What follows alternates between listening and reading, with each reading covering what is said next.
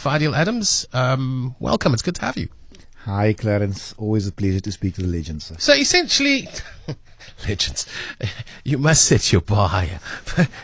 Essentially, you are looking to take a share of DA support. That is primarily, I would imagine, where you are targeting in this province. You have ambitions for this province. Yes, sir, we do. Okay. Not a share, a chunk. So, yeah, there's the chunk. And that's your intention for this particular. What do you believe your prospects are? It's looking better and better.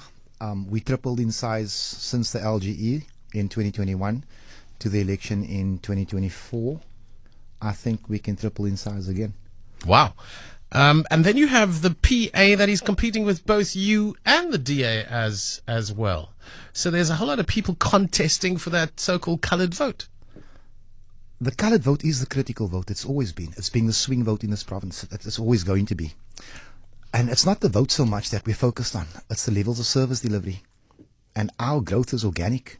Every voter is someone who we've touched, a life we've improved slightly, someone we've got a job, someone whose water we switched on. We're not here for food parcels and sweaters and promises. And I'm not throwing shade at anyone for a change. I'm telling you honestly, our teams are out at work. The people that vote for us, they believe in us because they've seen what we can do. The sad thing is that the NCC would never have existed if only the DA treated us better. They treat coloured people as an afterthought, and they will suffer for it. Would you say that the PA and the NCC represents the same values? What's the difference between the National Coloured Congress and the PA, the Patriotic Alliance? What's the difference? There's three critical issues for me. I've made it clear that I stand for the coloured community because no one else does. Gayton has made it clear that his is a colourful party, not a coloured party. That's one. Two, our stance on land expropriation without compensation is clear. It's firm. Our parents must go home at no cost. We were not compensated when they were evicted. I cannot see why those who stole the land must be paid for it. Three, on the Palestinian issue, we are clear. There is no space for a two-state solution. Free Palestine. Everything else, we are more or less aligned. It sounds like you're poles apart, really. In some respects, we are very far apart. It's why we won't find each other. But it probably represents the coloured community, so-called coloured community is far apart on a lot of issues. On issues like hair texture. Yeah, the coloured community is very fractured. And that's why there's space for many more parties. There is space for many more parties. Exactly, because it's not some homogeneous kind of mass. It's different beliefs, different religions, different languages, different political orientation. I'm humbly going to request that you do not use such big words online. You are trying to embarrass me. As 'n mengelmoes van mense en 'n mengelmoes van idees. As I move. Okay, so it's very difficult for a political party to tick all the boxes. Fadiel Adams is not for everyone. Gayton McKenzie is not for everyone. Yeah. Marius Fransman is not for everyone. Someone else needs to come as well. Oh, there's Marius Fransman as well. They are there. And I would imagine that the ANC is also perceiving the so-called coloured electorate as a very important part of the game plan for the Western Cape. And, of course, the DA would too. After 30 years of intentional hurt, there's no space for the ANC in the coloured community. And very soon there will be no space for the DA as well. Okay, now let's talk about the things that have dominated the press of late. You have flown up to Joburg to lay charges against generals after charges that you had brought earlier disappeared. The dockets disappeared. Is that correct? That's 100% spot on. I laid the charges at Grand Central. As I left Grand Central, I got a phone call to say that the dockets had been collected by the provincial office. I said, is this normal? They said, no. They said they don't know. The cops at Grand Central couldn't understand why the provincial office was interfering. I said, fine. I took my evidence. I flew to Orlando West Police Station, and then I flew to Langlater Police Station to lay the same charges. And there I got my case numbers, and from there we proceeded. In what kind of time period did the original docket disappear? Between you lodging or laying the charge and laying the charge again? What kind of time period are we looking at? 1 hour, sir. I tell you now that corruption in this country is the most efficient service. In 1 hour disappeared. So, okay, it wasn't a longer period of time. No, sir. Okay, why would the dockets then disappear in 1 hour? It was part of the cover-up. It was all part of the cover. Clarence, you must understand the depth of this thing. When it comes out, I'm going to give it a few days to a week. This country is going to be shocked. We're seeing 7 generals right now. I doubt if we're going to have management left in the South African police services. And I said it in the portfolio a few weeks ago. I said we won't have policemen here to deal with the portfolio. Okay, right now, in the media, we're talking about a brigadier without any prior experience being appointed to that very senior position illegally. Is that what we're talking about? You're saying there's more to it than just that? Puta, that is a pinprick. We are talking about hundreds of millions of rands worth of theft and fraud and graft. We are talking about money laundering. We are talking about irregular appointments from anything from a colonel upstairs. It's totally mad. This little cabal right here, it has crippled the South African police services, and I take this personally because where I live, that's where the dying is happening. This can't be tolerated. Why this interest? Is it this interest in police services specifically? Is it because of your presence within the portfolio committee for police? Well, having spent enough time in police cells, I can tell you what's wrong with the system from that side. But for me, crime is the number one issue in my community, and that's why I went to the police services. I would have loved, I promise you now, I would have loved to have worked sports, arts and culture. But I just thought in terms of the importance of the position, I asked for police services. Okay, and you do intelligence as well. Yeah. How do you manage to do both committees? I suffer because most of the time the meetings are happening concurrently. So there's a lot of things that happen in intelligence that you are absolutely privy to that you can't share outside of that meeting. Is that correct? Believe it or not, I can keep a secret. I'm going to try you on that one. But in the portfolio committee, do other members of that committee understand things the way that you do? You saying there are big announcements and big arrests that are still going to happen within police services? I swear to you on my mother's life that in the upcoming days, this country is going to be shaken.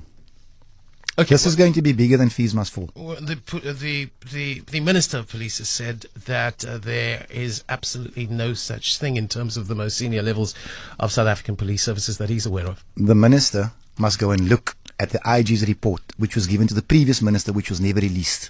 Tell the Minister. I sent him an email. I said, bring this report to the portfolio for discussion. He's never even responded. The Minister is either clueless or he's lying. But he can decide which one of the two. The Minister, in addition to that, is spineless. Because these generals that have been charged now, they should have been suspended months ago. We've appealed to the Minister to suspend them. He doesn't have the backbone for the job. It's a sad state of affairs. And again, the poorest of the poor will continue to suffer. And how's the portfolio committee responding then to the situation within the South African police services? I have two very strong allies in that portfolio. Honourable Matthys of the EFF and Honourable Glenn Tybosh of the MK party. Both of them coloureds, by the way. I'll tell you this much. Diane Kohler-Barnard is very strong. We are very, very obviously not always in agreement, but she's very strong. Ian Cameron? He covered up for these generals. He made no secret of the fact that he had chosen the side of corruption in portfolio. He accused me of being handled, of having access to sensitive information, as if sensitive fraud is supposed to be hidden. Ian Cameron is the biggest disappointment in Parliament, in my view, because when he came on the scene, I thought, check it, this white guy, I can work with him. It's clear that we can't. Okay, very, very interesting indeed. So you're saying that in the near future things are going to play out that's going to leave us gobsmacked. You will be paying me to be on the show. And you're soon. saying it's things that we've not necessarily heard as rumors in the press in the past. It's new stuff. Buddha, like I told you, I can't keep a secret. I'm dying to tell you. Trust me, but I will wait for it to play out. Okay. And what kind of time frames are you talking about? Days, not weeks. Days, not weeks. Okay. Let's talk about the other claim on social media that you made, that your life is in threat, that your family is in hiding. I didn't make the claim. Oh. Deirdre de Vos makes the claim. Who's Deirdre de Vos? She's a DA councillor for Manenberg. She's backed up by Carl Papheim, who is the MACO member for housing. Now, I had to sit with this for hours because I was sweating about this because I had to talk about it.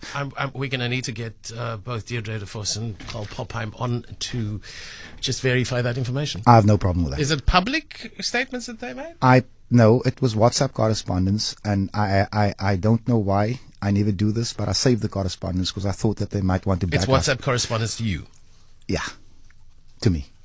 And you've taken these threats seriously. I've taken it so seriously that I've taken it to the cops, and the investigation is underway.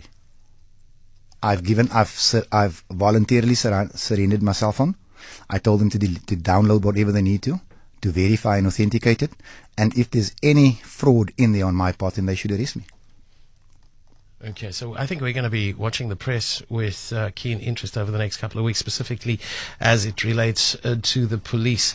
Fadiel is always educating us. Mention the corruption in the ANC and the DA. It's disgusting. I hate the government, says somebody. And then Chris says, morning, Clarence. Fadiel Adams does not represent me. So, yeah. Looks as if you loved and hated. I don't think Chris was listening. Fadiel Adams is not for everyone. And I'm not for uppity coloreds. Let me put it on the table. I don't do deputy whiteness. It's not for me. I am a boy from the Cape Flats. I represent the Cape Flats. You know that family that people like Chris don't talk about because they're in Lavendale and Manenberg? That's my family. I don't do Owens with 2021 cars who think that they've made it. I'm sorry, Chris. I'm just not for you. I'm too scared to ask if I'm an uppity colored, but we can arrest it there. We'll talk about that offline. We appreciate your time as always, and thank you for coming in and just making yourself available. Nobody taking you up on the offer of engagement. Maybe they're scared of you. Clarence, why would anyone want to debate a man who tells the whole truth? I don't sugarcoat anything. You know what I am, Clarence? I'll tell you what I am. And this is the problem, man. Because politics these days is a dirty game. It's all about exposure. Now, I am a recovering drug addict. I am a former gangster. I will take my sweater off and you can see the bullet holes. I am a divorced man I was in an abusive marriage and I was the abuser. Not physically, but abusive. Listen to me carefully. I will own that. I'm not like these politicians out here who hide their pedophilia. I'm not like these politicians over here who pump in fishhook and hide it. And there's nothing wrong with homosexuality as 2025, but this is what they do. Now, I will tell you this. They can attack me and I will own it. It is a derogatory word, and I must exception to the use of that. Well, then I apologize. I'm sorry, because you know what? One of my best friends is gay and I call him, hey. That's a personal relationship. No, I'm saying I didn't know. I'm sorry. Thank you for educating me. I won't do it again. But what I'm saying is politics is so dirty. Everybody's claiming to be angelic. I'm authentic. I tell it to you like it is. I don't sugarcoat anything, and I take the punches that come with it. And maybe just that is why people resonate with you in the manner that they do. But we have to wrap it there. Thank you very much for your time. It's appreciated, Fadiel Adams, MP. And of course, again, we're going to be watching the information that he shared with us with keen interest over the next couple of weeks.